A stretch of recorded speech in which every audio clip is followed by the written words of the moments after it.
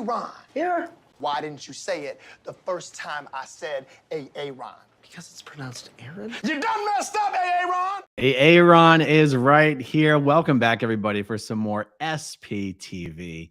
I'll tell you what, guys, the video we're going to do today, these are some of my favorite videos to do. We're going to be talking about the collapse, the utter collapse of Scientology in Connecticut. Now, look, Scientology was never much of a thing in Connecticut, but if it ever was a thing, it is closer to zero now than it ever has been in the history of this sector of the galaxy. And it is videos like these that I believe possibly have the best chance of breaking through the mental shell that Scientologists live in over there in Scientology land in Bubbleville, breaking through that cognitive dissonance that they're dealing with as members of a high control group, and just forcing them to confront what is already right in front of their very face, which is that Scientology is rapidly collapsing, has been for a long time, and that Miscavige and management are lying to you about every aspect of this every single day and have been for decades. And once Scientologists come to terms with the fact that they are being greatly deceived by Scientology management, specifically David Miscavige, it is usually, I believe, the first crack in the dam where they start looking a little bit deeper, they start asking a few more questions. And next thing you know, they're out of Scientology. So let me share with you, and guys, I'll get to the super chats after I finish the main body of this video. I promise I will not forget. I've been doing really good on that. Guys, this is a blog post that Mike Rinder did this morning on his blog, Something Can Be Done About It, the New Haven Ideal Org. And I would be remiss if I did not tell you guys, if you have not yet purchased Mike Rinder's book, A Billion Years, get it today, folks. It's one of the best books, if not the best book I've ever read on the subject of Scientology. Mike's experience working with L. Ron Hubbard, Mike's experience working with David Miscavige. It's fantastic. And through Mike's blog, this is MikeRindersblog.org is the URL of this blog. If you order it through this blog, Mike will send you a personalized autographed edition of his hardback. So anyway, so New Haven Ideal Org. Guys, for anyone who doesn't know, Ideal Org is just a term that's used in Scientology for this real estate strategy Miscavige has been doing since about 2004. When an existing Scientology organization buys and renovates a massive new facility and they do a grand opening for the new building, it's called an Ideal Org. None of these ideal orgs, when you see a press release of Scientology's opened a new organization, it's not actually a new organization. It's a new building for an existing organization. The strategy's been underway for almost 20 years now. Okay, so Mike report, this is the New Haven Independent, 20 years on, Scientology site still stalled. This is an actual newspaper article that ran. Some websites let me actually highlight in yellow. For some reason, Mike's doesn't. So I'm going to do my best here with the black highlighting. Scientology is making headlines in a new article that, the New Haven Independent. Mike, we got some typos in the blog now. They have owned the New Ideal Org for 20 years. Yes, 20, and have done nothing with it. It was one of the early announcements that Miscavige made touting his Ideal Org program. The New Haven Ideal Org was one of the early announcements that Miscavige made touting his Ideal Org program, and even had a fly-through CGI video showing what the renovated building would soon look like. This and the Battle Creek, Michigan Ideal Org building are probably the two oldest unrenovated Ideal Orgs, unless you count Toronto, which has been there since before the Ideal Org kick even started. Guys, we should add on to that the Philadelphia building, which has been purchased since, I don't know, something like 2008. I might be off there, but I'm not far off. Okay, Mike says, the locals are not impressed. Here are some excerpts from the story, including 2 photos of the building. All right, well, let's take a look at this. A former Westville department store remains fenced off, empty and run down 20 years after Scientology bought the property. 5 years after Scientology last won permission to convert the site into a religious hub. And 1 year after a city board found that the long vacant building should stay off the tax rolls. All right. That's the latest with 949 Wally Ave. This year marks the 2-decade anniversary of Scientology's purchase of the former Hallcox Furniture Store property in September 2003 for $1.5 million. The building opened in 1930 as a Masonic lodge. All right. For the past 20 years, the prominent Westville building has sat empty under the ownership of a local chapter of a modern international religion founded by the science fiction writer L. Ron Hubbard. Okay, well, a little fluff job there. They could have said international human trafficking cult, and it would have been just as good. According to the city's online tax records, Scientology, which operates out of a rented commercial storefront up a block across the street, has not had to pay any property tax on 949 Wally for at least a decade. The property remains tax exempt today, despite dissent between the city's tax assessor and the Board of Assessment Appeals. The city last appraised the property as worth nearly $3 million. Okay. A key reason the church has been able to preserve the property's tax-exempt status is that it has long promised to renovate and revive the vacant building into a center for worship and public outreach. The cringe level involved in using the word worship in the same sentence as Scientology organization is off the charts. Okay, next paragraph. In any story, Oh, is this a statement from Scientology? In any story you may write, please convey our dedication to restoring this landmark and others around the world for our parishioners and their communities. Scientology spokesperson Sonia Gabini told The Independent in email comments provided for this article, our goal is restoration to magnificence. All right. In her email comments to The Independent, church spokesperson Gabini said, we take the restoration of historic properties, including New Haven, very seriously. The side of 949 Wally Ave in 2023. God, what a shithole. Okay, so let's see. I'm not sure if let's keep going. Why is it taking so long to fix up the property if that is still what the church plans to do? All right. The property requires top-to-bottom construction to return it to its former standing in the Westville Village Historic District. The roof demands repairs. Additional structural supports are needed. The foundations must be retrofitted to provide a base for the building. All new, I don't care, blah, blah, blah, blah, blah. That's not important.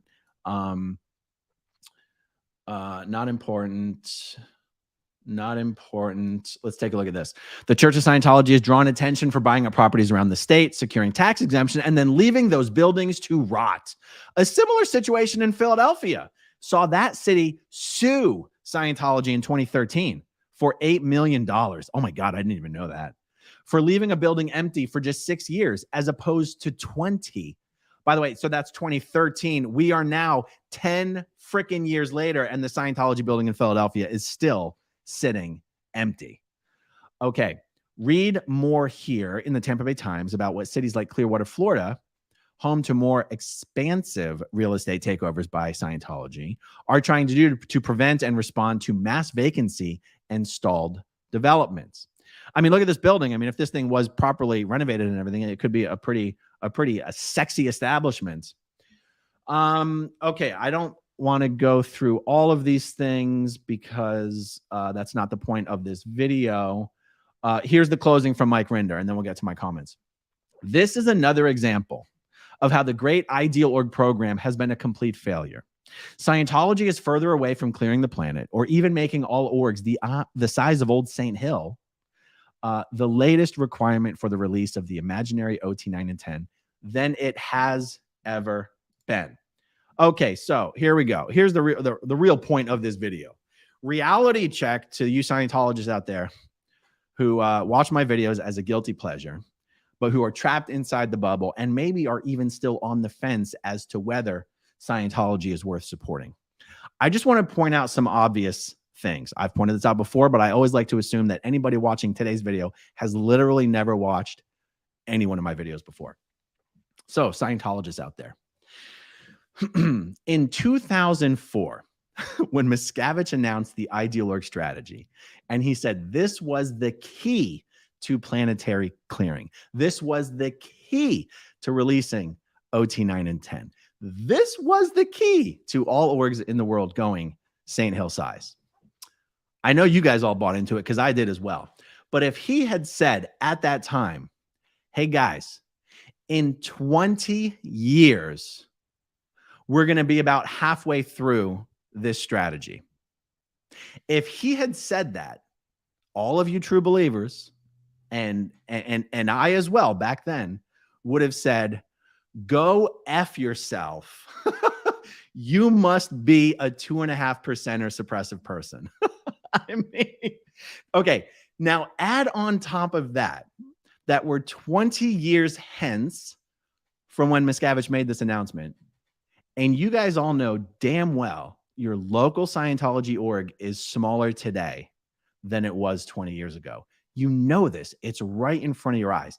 Now, for you really sorry orgs like New Haven and Battle Creek and Philadelphia, what does it make you, what does it make you think? How does it make you feel that we're 20 years hence from maybe 19, something like that, from Miscavige's ideal org announcement? It would take maybe a few $1 million to get your ideal orgs fully renovated and open. And Miscavige has allowed, and I say Miscavige, there is no international management structure. It is just Miscavige. Miscavige controls everything through his henchmen at middle management. There is no international management, and you all know that as well. We're 20 years hence. Miscavige has allowed your orgs to flounder. He's allowed your orgs to not progress and complete the renovations and grand opening of your orgs, even though Scientology has billions of dollars in the bank. Billions with a B, folks. Okay.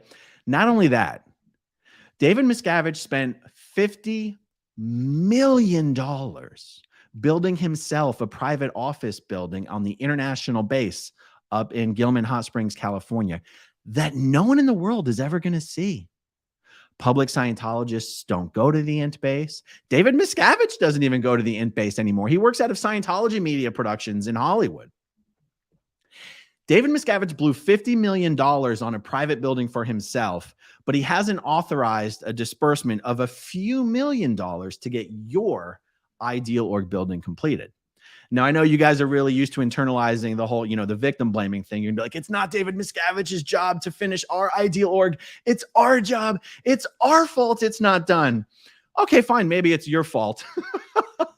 But the thing is, even if it's your fault, it's the management's fault for not getting you to get it done or bypassing and getting it done themselves. I mean, isn't that what L. Ron Hubbard says you're supposed to do in a danger condition? You're supposed to bypass, single-hand the situation, get it done personally, handle the situation personally, and then assign the area or the individuals a danger condition and have them work up through the conditions. Miscavige isn't supposed to be able to excuse the fact that this program hasn't been done. He's not supposed to be allowed to sit back and say, the reason it hasn't gotten done is because of you. As the senior most manager of Scientology, he's supposed to bypass and single hand. So please tell me how you guys have explained it to yourselves, that Miscavige said this was the strategy to clear the planet, make org St. Hill size, get OT 9 and 10 released. And he's sitting back 20 years later saying, hey, you Scientologists in Philadelphia, it's your fault. We're not done with this. Hey, Scientologists in New Haven and Battle Creek, it's your fault that we're not done with this. How long are you going? How long are you going to say he's allowed to sit there and blame you? He has all the money in the bank needed. He has all the money in the bank that is needed to get these projects done, but he's still telling you that it's your fault. So I'm kidding when I'm saying, yes, maybe it's your fault. It's not really your fault, guys. He's telling you to raise money he doesn't need to be raised. He's making it your fault because there is no OT 9 and 10. He can't possibly allow everybody to achieve the benchmarks that have been set to release OT 9 and 10 because there's nothing to release, guys. Do you really think that if OT 9 and 10 was sitting there in the vaults and OT 9 and 10 was the key to, the eternal spiritual freedom of every man, woman, and child, Thetan in this planet, in this sector of the galaxy, Miscavige would let it sit in the vault? When did OT 8 come out? 86, 88? I'm not good at math, guys. I grew up in a cult, but 12 plus 30, is that 35 years? I mean, does any of it make sense? Start thinking about it for a few minutes. And so, okay, so totally aside from the big picture things of OT 9 and 10 and St. Hill sized orgs and a cleared planet, guys, there's no freaking Scientology in Connecticut. Now, I know Connecticut's not a giant state, but the New Haven org is the only org in the entire state. There's probably 50 Starbucks within 10 miles of this org. And those Starbucks have more people coming through them every hour than the New Haven org has going through it every month. And you guys in New Haven know it. You know it. So like, what does all this add up to? You guys who are still inside the bubble need to, I mean, look, I'm not trying to speak down to anybody, okay? It is high time that people in the bubble started realizing you are wasting your time, you are wasting your money, you are wasting your family members when you send them off to the Sea organization or disconnect from them because some teenage virgin ethics officer told you they're suppressive. Stop supporting this organization that is lying and abusing you. Here, lying to you and abusing you. It's just time to wake up, guys. It's time to wake up. So anyway, I love when Mike Rinder does blog posts about the sorry state of these orgs. I did another one about the collapse of Scientology in California the other day, and it was a similar thing. Actually, that video was about the Orange County org. I'll actually link to that video down below, and I'll put a little link to it up above as well. And so anyway, guys, that's my rant. There's so many Scientologists that watch our videos, my videos, Mark and Claire's videos, Mike Rinder's videos, that I just think sometimes it's helpful to tell them what they really already know inside. Sometimes hearing someone else say it just sort of rings that bell inside of you that's like, oh shit, that's true, isn't it? Oh, that's really true, isn't it? All right, so that's really all I have to say. Let me just check the super chats before I say goodbye on this video. I have 2 or 3 more videos I'm going to do today, which brings us to this super chat. Jeremy Pasta, thoughts on Frank Hibbard's resignation, the mayor of Clearwater? Yeah, Mayor Frank Hibbard up and resigned in the middle of a city council meeting yesterday and walked out and threw a little tantrum, not dissimilar from Scientology's boss baby, David Miscavige. I will be doing a video and providing my full thoughts on that later today, Jeremy. I mean, I really want to get it done today, if not today, tomorrow, but count on today. Thank you, Jeremy. Okay, Dave Owens, where does Scientology park its money? Mutual funds? Dave, that's a really good question. I'm going to have to find out who from the international base, what former Sea Org members from the international base worked in the Int Finance office. Off the top of my head, I can't name one for you. So, and I know you're not looking, because the one answer would be, oh, they put it in Sea Org reserves, but I know that's not the answer you're looking for. Where does the money in Sea Org reserves get invested? You'd think it would just be in long-term T-bills. That's what I would think. Miscavige has literally lost tens of millions of dollars of Scientology money on bad investments. So after that, bad investments in oil wells and non-existent oil wells and all sorts of crap. So Dave, I can only speculate, but I don't know for sure. So what's the point in speculating? I'm going to have to ask Mike Rinder. And Dave, if Mike does a live stream, jump on there and ask him in case you haven't heard back from me. Who can we talk to that will tell us where Scientology parks its money? Because I'd be interested in knowing that as well. Thanks, Dave. Scott Davidson, can we start a Ron's org next door? Well, Scott, you're welcome to. I personally wouldn't have anything to do with an independent Scientology organization, but to each their own, and go for it. It's not my cup of tea, but who really cares, right? What do I know, guys? I grew up in a cult. Thank you, Scott. I appreciate it. Celeste Lewis, I went to the Seattle Scientology org and took pictures with my mini Mike Rinder bobblehead doll. And when I was done, I looked up and the org was taking my picture.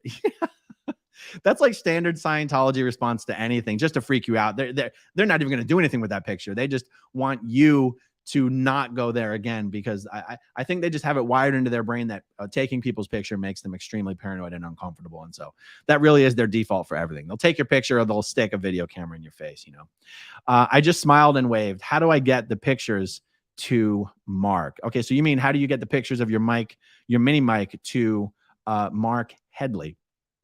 If you go to Mark's channel and you go to the About section, there will be an email address there. And the only reason I'm not saying the email address is because Mark also doesn't say the email address. I don't know why he doesn't say the email address, but since he doesn't, You know what? Send them to me and I'll send it to him. Growing up in Scientology at gmail.com, and I'll forward the pictures to Mark. Thanks, Celeste. I appreciate it. All right, let's see. I know there's at least one more. Here we go. Valerie Boljak, what percentage of org's income must go upstream? God, I was thinking the other day, I could not remember the precise figures, but it is something between 50 and 70%.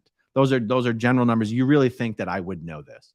I was on the financial planning committee for one of the big Sea Org organizations in LA. And oh, hey, Headley's in the chat. Hey guys. Mark, I hope you saw me respecting your wishes not to say your channel's email address publicly. I'm glad I respected your wishes and you happen to be here. So Valerie, my answer is 50 to 70%, but you know what? That might also be a good conversation to have with Kate Olson, because she's one of the people right off the top of my head who was on staff most recently. And I'm not sure if she was on the financial planning committee for the org, but even if she wasn't, she might have an even better idea of that. But it really is. It's more than 50%. Okay, Paul Gaunt. Sounds like Miscavige out Hubbarded Hubbard. When Miscavige dies, will the next person rule similarly? Paul, I think that's actually a really good way of putting it, because Hubbard created the framework, which is mostly bad. But at least in my mind, you know, the way I know it could be used for good if you really wanted to. And in a way, I love the way you put it. Miscavige has out Hubbarded Hubbard. He really has. And I personally feel that the next person to take over from Miscavige couldn't help but do a better job. And by better, I mean in all positive respects, a little more humane, maybe a little more discretion, a little more sensitivity to the familial concerns. And I know there's different opinions on this subject. I just feel honestly, like, because an argument for the other side of that coin would be the only people who are even left there are people who are either so beat down or so much in agreement with how Miscavige does things. Why would we possibly expect them to do something differently when Miscavige is out of the picture? And I understand that argument. I just tend to feel differently. I tend to feel that once he's gone, there will be some people that are like, oh, geez, can we get back to some level of sanity here and do things a little better? Because everyone who's still there knows that Scientology stats are downtrending long-term. I believe the people who are there would like to see those stats start going back up. And I'm not sure it's possible to make them go back up, but even people who believe in Hubbard's management style will say, even if you don't know what it is you need to do differently, all you know is that something needs to change. You cannot just keep going on business as normal and expect the stats to change. So if Miscavige is out of there and someone else steps in, unless if they have two brain cells to rub together, and if they believe in any of Scientology's management system, they will try to change something. So anyway, that's my that's my opinion on that. I like that question. Thank you, Paul. Okay, let's see. Ken's channel. It's easy math. Wait, it's easy math. It's in a free fall decline if you just stop and think about it logically. Yeah. 100%, Ken. 100%. And I know how hard it can be, if not near impossible, to think logically about things like this when you're still in the bubble, because I certainly wasn't thinking logically about this stuff when I was in the bubble. And like I said, I know I'm, repeating myself a bit. Sometimes all it takes is someone who's got a little bit of distance and perspective pointing out to you something obvious that's right in front of your face. And you go, oh, shit. That's right, isn't it? So thank you, Ken. I appreciate that. Always good to see you here in the chat as well. Okay, Joe Birchfield. Would you box Miscavige if I could arrange it? Yes, Joe, I would. And we would live stream it on YouTube. And it would be the greatest pay-per-view event of the century. Or the greatest YouTube live stream event of the century. It would be amazing. I mean, I think Miscavige comes up to about above my knee. So there might be some ethical concerns in us doing battle, but I'm willing to overlook those ethical concerns just in the name of entertainment and doing what's right. All right. Thanks, Joe. All right. Xander Rappaport just rewatched Louis Theroux's documentary. With everything Marty Rathbun knows and has been through, how could he possibly end up back there? Xander, thank you for the question. I like to be a little mean to Marty, honestly. And so I'm going to start my question by saying a dash of mental illness and a cup of additional mental illness. But really, there's no good answer to this question. Some people say, oh, he was doing what was best for his adopted son. And there's some truth to that. There's some people who, there's probably 3 or 4 different arguments that I could regurgitate that I've heard people make. And I don't mean to say regurgitate like derogatorily. Depending on how charitable you want to be to Marty Rathbun, there's 3 or 4 different explanations that I've heard. None of those explanations to me pass the sniff test. Any concerns about money don't pass the sniff test. Marty's wife had a good paying job. Marty's wife also had Scientology bent over a barrel in the lawsuit that she was waging against Scientology. She'd won every decision so far. And there's no, and Marty, better than anyone, would have understood their likelihood of winning that lawsuit. So this is a long-winded answer. The short answer is money and mental illness. But realize those are my opinions, and my opinions aren't the only opinions, and other people's opinions are just as valid, but you've asked me for my opinion. Money and mental illness. Now, Mike Rinder has said, chances are Miscavige didn't directly give Marty or his wife Mosey money. Chances are it's been arranged in a way where money has been tucked aside in some trust fund for the future for Marty's child. And that makes the most sense to me for reasons Mike has already explained. So, although I got to tell you, I mean, as soon as they fired their lawyers and started attacking all their former friends, all of a sudden they had a lot of money to go buy a new house and start a new bakery. So that money came from somewhere. But anyway, my short answer is mental illness and money, Xander. That's my answer, and I'm sticking to it. Thank you very much. Thank you very much. Let's see. I think there is some more here. Samantha, thank you for the super sticker. Much appreciated. I know there's another one. I'm scrolling as fast as I can. Here's one. Lady BB at Joe. That would not be a fair fight. Maybe find a 3rd grader. That even would not be a fair fight, as the 3rd grader would be taller and stronger. Yes, Miscavige is smaller than an 8-year-old girl. And there's no shame in it. There's no shame in it. I mean, he is the world's smallest cult leader. And this is, I know you guys have seen my vintage David Miscavige plush doll, right? This is him. You can't find these anywhere. This was a limited run. Only 6 were ever made. And I was just lucky to get my hands on this guy. I mean, it's a striking resemblance, and life size too. I mean, who would have thought? Who would have thought? All right, guys, it looks like we've made it all the way through. This has been a lot of fun. More videos to come, more SPTV. Thanks to everybody who watched until the very end, and I'll talk to you guys soon. Okay, if you want to see my rock and roll songs, click right on this guitar. And if you want to see a different one of my videos,